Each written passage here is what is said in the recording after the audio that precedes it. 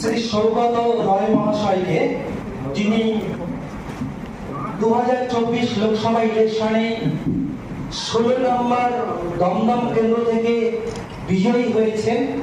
আমাদের মাননীয় আরো স্যার তার হাতে বিজয়ের শংসাপত্র তুলে দিচ্ছেন। ধন্যবাদ। আরো সাহেবকে কাজল কুমার রায়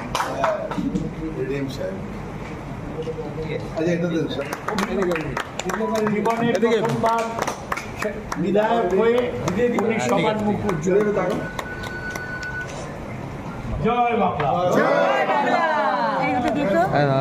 এই জানা দিদি দিদি আমার ক্যামেরায় শান্তি জিন্দাবাদ, শান্তি জিন্দাবাদ।